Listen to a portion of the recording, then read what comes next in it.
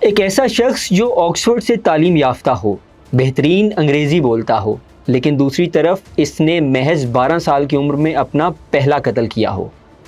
ہم بات کر رہے ہیں نواب اکبر بگٹی کی، ایک ایسی شخصیت جس پر آج بھی بحث ہوتی ہے کہ وہ بلوچ عوام کا خیر خواہ تھا یا اپنے ہی لوگوں کو تاریخ میں رکھنے والا ایک نواب۔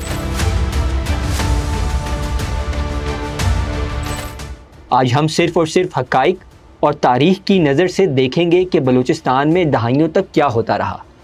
سچ شاید آپ کو حیران کر دے۔ سب سے بنیادی سوال یہ ہے کہ ایک عام انسان کو آگے بڑھنے کے لیے کس چیز کی ضرورت ہوتی ہے؟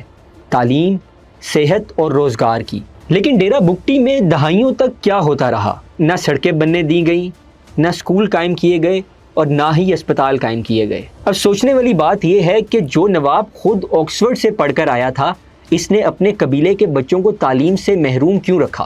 سادہ سا فارمولہ ہے، اگر عام بلوچ پڑھ جاتا، اپنے حقوق کو سمجھتا، تو وہ 100 سال پرانے سرداری اور نوابی کے نظام پر سوال اٹھاتا۔ قبیلے کو جاہل اور غریب رکھنا کوئی اتفاق نہیں تھا، بلکہ اپنی حاکمیت کو قائم رکھنے کی ایک سوچی سمجھی حکمت عملی تھی۔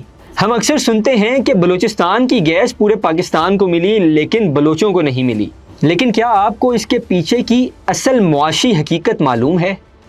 1950 کی دہائی میں جب سوئی کے مقام پر گیس دریافت ہوئی تو ریاست نے اس کی رائلٹی اور قانونی مد میں اربوں روپے ادا کرنا شروع کیے، لیکن یہ پیسہ کہاں گیا؟ یہ اربوں روپے بلوچ کے گھر، اسکول یا اسپتال تک پہنچا ہی نہیں۔ یہ رقم سیدھی نواب کے ذاتی خزانوں اور جیبوں میں جاتی رہی۔ سیاست گیس کے نام پر کی گئی، نعرے بلوچوں کے حقوق کے لگائے گئے، لیکن جب رقم تقسیم کرنے کا وقت آیا تو بگٹی قبیلے کا فرد ویسے ہی مفلوق الحال رہا۔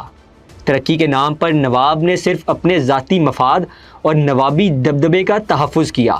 مسئلہ تب شروع ہوا جب ریاست پاکستان نے بلوچستان میں قانون کی بالادستی، سیکیورٹی فورسز کی تعیناتی اور ترقیاتی کام خود کروانے کا فیصلہ کیا۔ نواب اکبر بگٹی نے اسے بلوچستان کی ترقی نہیں بلکہ اپنی ذاتی نوابی اور سرداری پر حملہ سمجھا۔ 2004 اور 2005 میں کیا ہوا؟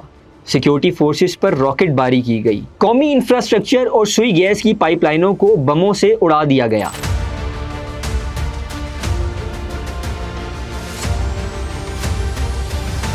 پورے پاکستان کو اندھیرے اور شدید انرجی بحران میں دھکیل کر ریاست کو بلیک میل کرنے کی کوشش کی گئی۔ یہاں ایک منطقی سوال بنتا ہے، کیا دنیا کا کوئی بھی محب وطن لیڈر اپنے ہی ملک کی گیس کی پائپ لائنوں اور پاور گریڈ پر راکٹ چلاتا ہے؟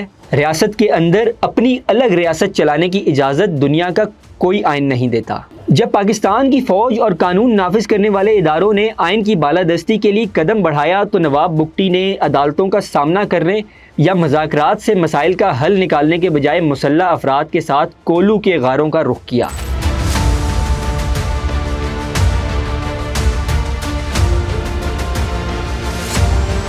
26 اگست 2006 کو جب فوج کے افسران مذاکرات کے لیے غار کے قریب پہنچے تو اندر موجود عسکریت پسندوں کے بارود اور فائرنگ کی وجہ سے ایک زوردار دھماکہ ہوا، جس کی وجہ سے غار کی چھت بیٹھ گئی۔ اس حادثے میں نواب اکبر بگٹی کے ساتھ ساتھ پاک فوج کے متعدد افسران اور جوانوں نے بھی اپنی جان کی قربانی دی۔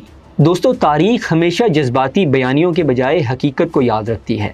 نواب اکبر بگٹی کی پوری زندگی اس بات کا ثبوت ہے کہ وہ کسی اصلاح پسند لیڈر کے طور پر نہیں، بلکہ اپنی انا، سرداری اور اپنے ہی لوگوں کو تاریخ دور میں رکھنے والے کردار کے طور پر جانے جائیں گے۔ ہماری نظر میں کسی بھی ملک، قانون اور ریاست کے آئین سے بڑھ کر کوئی نواب، سردار یا سیاستدان نہیں ہو سکتا۔ آپ اس بارے میں کیا رائے رکھتے ہیں؟ کیا بلوچستان کی پسماندگی کی وجہ اس کا سرداری نظام تھا؟ نیچے کامنٹس میں اپنی رائے کا اظہار ضرور کیجیے۔